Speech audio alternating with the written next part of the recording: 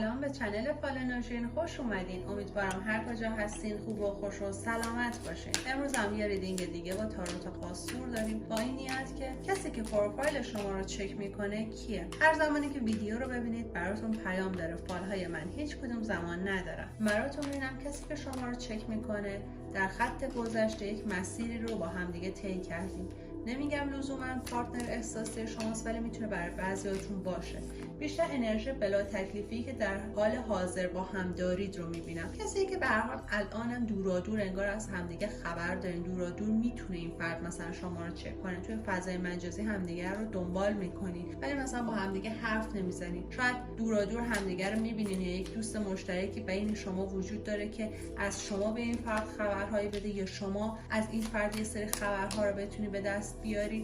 یه همچین چیزی رو براتون میدم. برای یه سریاتون میتونه اعضای خانواده یا فامیلی باشه که در گذشته با هم مثلا خیلی صمیمی بودیم ولی الان دیگه با هم دیگه در ارتباط نیستیم. بینتون انرژی دعوا رو من نمیبینم. انگار ارتباطتون رو ترجیحاً خواستیم با هم دیگه کم رنگ کنید تا یه جایی که قطع شده بعدش دیگه عنوان نشده که این ارتباط قطع شده ولی دیگه با هم دیگه تماسی برقرار نکردین. یه جورایی انگار بعدش خواستین طبیعی رفتار کنین، نرمال رفتار کنین، انگار چیزی نشده ولی از همدیگه هم فاصله هم گرفتید. من این آدم رو کسی میبینم که پشت سر شما حرف زده، پشت سر شما شایعه هایی رو درست کرده، دروغ هایی رو گفته، شما رو یه جورایی قضاوت کرده در ملأ عام زمانی که شما تو اون جمع حضور نداشتین. باعث شده یه سری از آدم ها نگاهشون و دیدشون نسبت به شما تغییر بکنه. اگر این فرد خانومه من میبینم که انرژی مردانه داره، انرژی مردانش غالبه بهش. اگر این فرد آقاه من آقایی میبینم که انرژی زنانش بالاه.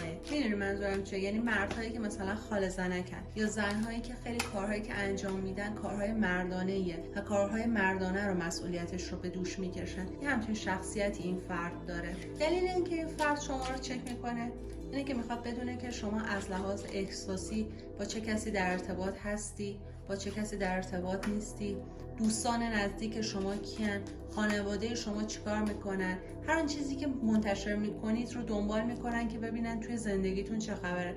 خیلی براشون مهمه که بدونن مسائل مالی شما چطور پیش میره، آیا پیشرفت مالی داشتین یا نه، دستاوردی به دست آوردین یا نه، خرید و فروشی انجام دادین. اینها رو دوست دارن در زندگی شما بدونن. من انرژی این فرد رو آدمی میبینم که من این فرد رو پارتنر احساسی در گذشته‌تون میبینم، یعنی اکستون رو میبینم. من بیشتر انرژی کسی که از اعضای نزدیک شما بوده، میتونه مثل دوست صمیمی گذشته‌تون باشه، میتونه از اعضای خانواده یا فامیلتون باشه، از همسایه هاتون باشه. این کسی که در گذشته خیلی با هم صمیمی بودیم و خیلی مسائل رو در زندگی شما میدونسته این فرد به دلیل صمیمیت، ولی خب الان دیگه در ارتباط نیستیم. برای یه سریاتون میبینم که این فرد شاید متأهل هم باشه. این فرد خیلی براش مهمه که در مسائل مالیتون اگر بی‌گدار به آب زدین مثلا خوشحال بشه. اگر تو مسائل احساسیتون یه سری مشکلاتی پیش بیاد و این فرد از چیزهایی که از شما میبینه یه همچین برداشتی بکنه خیلی خوشحال میشه. انگار خیلی بیشتر دوست داره که مشکلاتی که براتون پیش میاد رو دنبال کنه ببینید چه مسائلی هست. اگر ببینه شما یک پیشرفتی داشتی، یک دستاوردی رو به دست آوردی، یک کاری رو انجام دادی که موفقیت محسوب میشه، حالش به هم میریزه، اعصابش خورد میشه و بابت اینها میدونه انگار این فرد چطوری این حرفها رو معکوس کنه، بچرخونه و به دیگران. انگار شما یه سری آدم‌های مشترک بینتون وجود دارن، یه سری افرادی هستن که فقط شما با این فرد در ارتباط نیستی. میتونه دوست مشترک باشه، میتونه اشخاص دیگری هم اطراف شما هستن. بیشتر دوست داره کنار اونها یه جورایی پشت سر شما حرف زدن، غیبت کردن، شما رو خراب کردن، از این جور مسائل لذت میبره. توی این جمعشون من یک آدم متأهل هم میبینم که اون هم انگار با این فرد پا به پای همن، یا میتونم برای یه سریتون حتی خود این فرد باشه. من این آدم رو خیلی آدم عاقلی نمیبینم، آدمیه که بی‌گدار خودش تو زندگی زیاد به آب میزنه، آدمیه که کارهایی که انجام میده خیلی از روی عقل و منطق نیست، کارهایی تو زندگیش انجام میده که خیلی وقتا انگار به ضرر خودش تمام میشه. آدمیه که دنبال روی دیگرانه، انگار مثلا یه نفر میشنوه فلان کار رو انجام داده و موفق شده، این هم میره سریعا اون کار رو انجام میده و این هم ضرر میکنه. گاهن هم موفق میشه ولی خیلی دنبال روی اینه که کی چی کار میکنه این هم بره همون کار رو انجام بده. از خودش خلاقیتی نداره، از خودش ایده خاصی نداره. اگر با این فرد تو یک محیط کاری کار میکنید من بهتون پیشنهاد میکنم که سعی کنین از این آدم فاصله بگیرین، اصلا نادیدش بگیرین، با این فرد به مشکل بر نخورین، چون این آدم ممکنه حرفهای پشت سر شما بزنه، کارهای انجام بده که باعث بشه برای شما توی محیط کاریتون مشکلات قانونی به وجود بیاره، یا توی محیط کاریتون یه کاری بکنه که شما به مشکلات خیلی بزرگی روبرو بشید.